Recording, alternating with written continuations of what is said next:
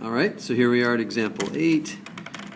Pretty clear here. We've got that diagonal line. It says use the graph of the given one-to-one function to sketch the graph of the inverse. Okay, so you can see here it's one-to-one, passes the horizontal line test.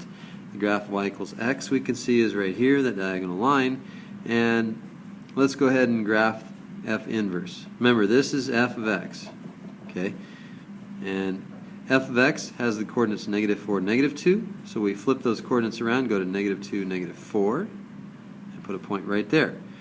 And what I want you to notice, something very interesting that will help you in your future in math this year next, that each point on the graph of f of x has a partner point on the graph of f inverse of x. Okay, that partner point always goes straight across and perpendicular to the line y equals x, and straight across to the other side, so it has a mirror image, like I said, a partner point that has the coordinates that are reversed. Okay, so the coordinates, I don't really like that color, sorry, that partner point has the coordinates that are reversed, so the x and y flip. Okay, they switch. -4, -2 becomes -2, -4, directly across the line y equals x. Okay, now let's look again. We have -2 and 1. Flip that around, we go to 1, -2. Okay, directly across, what color did I just use for that? Directly across the line y equals x, perpendicular. Okay, this is an important concept, so pay attention. Alright, so then this guy, we connect those dots.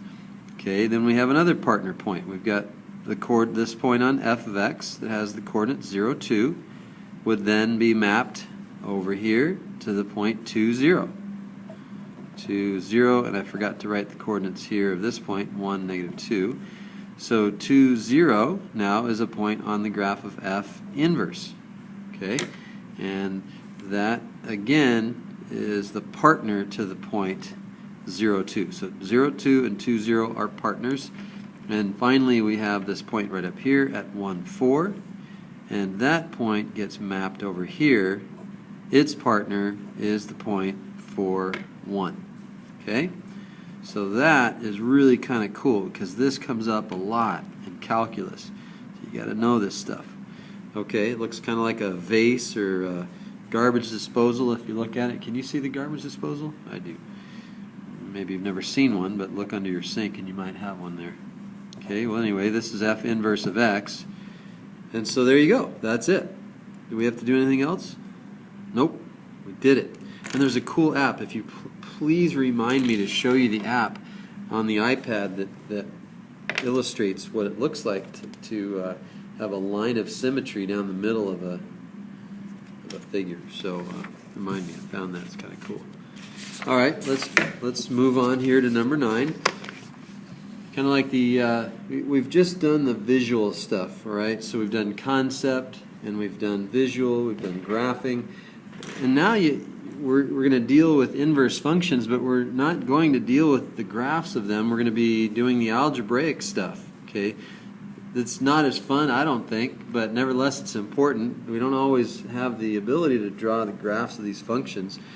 And so one thing of interest would be to determine whether or not two functions are actually inverses of one another. You should first of all note that these are, this is one over here is a polynomial. It's a linear, both of these are linear. Okay, so 2x minus 9 would look like that. This graph right here, 1/9 x plus 2/9, so it'd be more like that. Okay, so the graphs are both one-to-one. And I guess you can assume that they're one-to-one if we're just basically determining whether they're inverses of one another. Okay, here's the deal. If two functions are inverses of one another, then their composites, f of g of x, have to equal, so f of g of x has to equal g of f of x, and they both have to equal x. So if this is true, then we say that they are inverses. So then f of x and g of x are inverse functions. Now make sure you write that down, okay, because that's really important. Otherwise, how would we know whether they're inverses of one another? You wouldn't want to just check their domains. The domains in range of all real numbers. So, okay, well, if they're domains in range of all real numbers, we can't just say yes either. Okay, not all functions that have a domain in range of all real numbers are inverses. So they have to meet this criteria. This is the criteria. Now, the cool thing is, we've already done composite functions. We know how to find f of g of x, and let's go ahead and do that. F of g of x is equal to 2 times x plus 2 over 9 minus 9. Okay, well, we're hoping that this is x, and doesn't look like it's going to be x, but we're going to go ahead and do it anyway. We have, how do we want to do this? I don't really want to do it, but I'm going to have to anyway.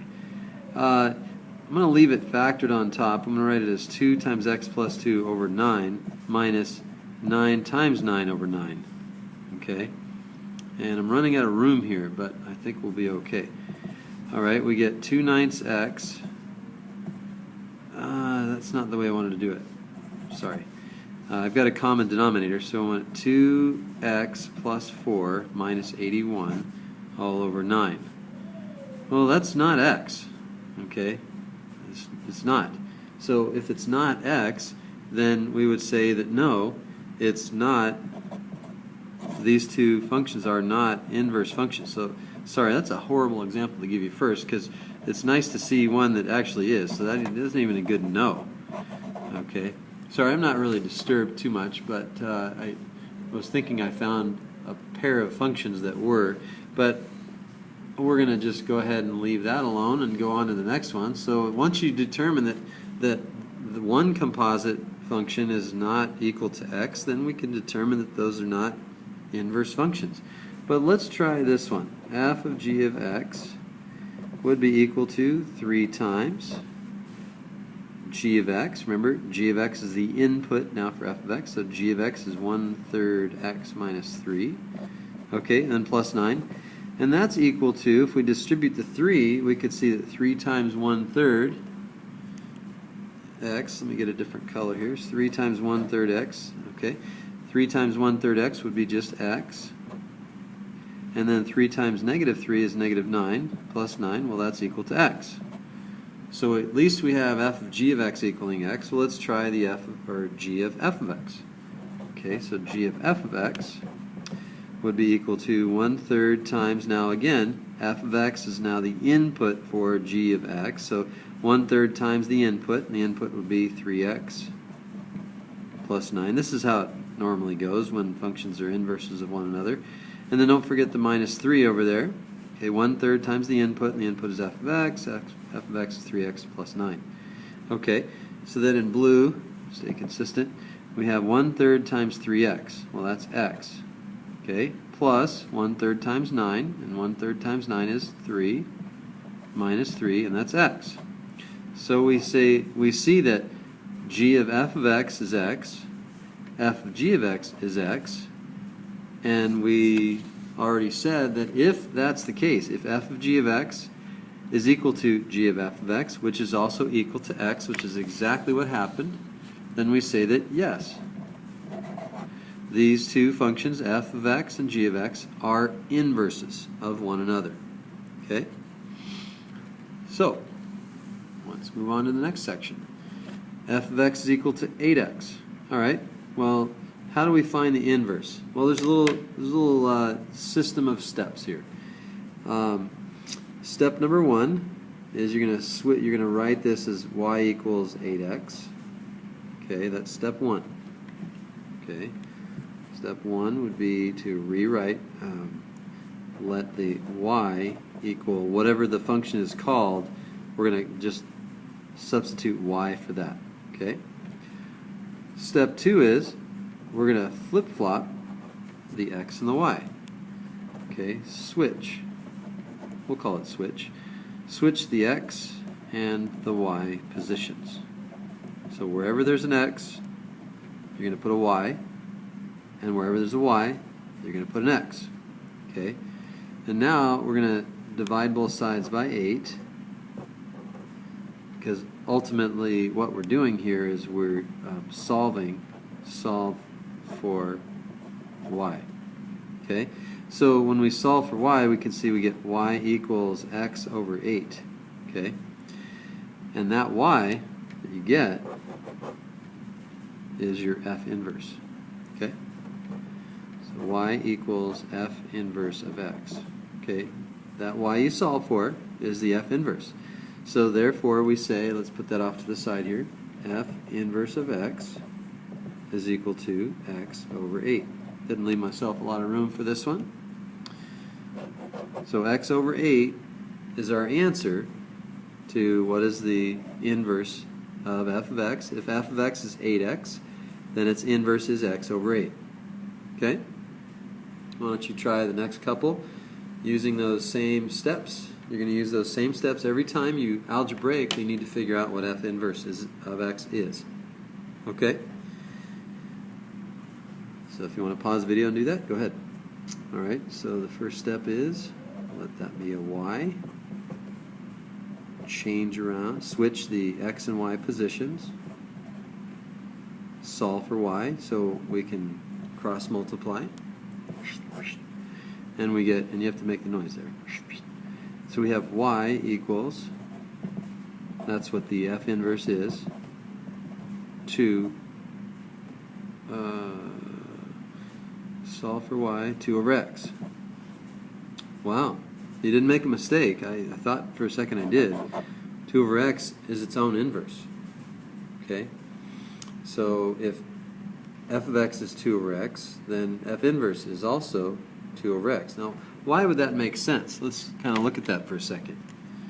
Okay, what does 2 over x look like? Well, 2 over x looks like this. Okay, you can clearly see that it passes the horizontal line test. Okay, but remember that other thing about the graph of a function and its inverse. The graph of a function and its inverse are symmetrical with respect to the line y equals x, right? And so this graph of the function 2 over x is already symmetrical with respect to the line y equals x. So it's its own inverse. Okay. I've got one more problem to show you, and I want you to do this one on your own. Okay. Again, we're finding for number 13, we're finding the inverse of f of x. So y equals 3 over x plus 7. Remember, we have to switch positions of the x and the y plus 7. We're going to cross multiply, and we get y plus 7. I didn't do a very good cross multiplying on that. xy equals 2, and then y equals 2 over x. Okay, so y plus 7 times x is equal to 3. And then if we divide both sides by x, we get y plus 7 is equal to 3 over x. And then let's go right up here. Y, and I like to write it like this. Y, which is equal to f inverse of x, is 3 over x minus 7.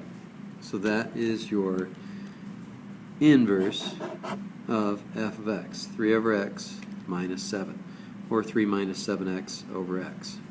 However you want to write it, it's still f inverse. So the next video I'll do the next 3 problems, and we will go from there.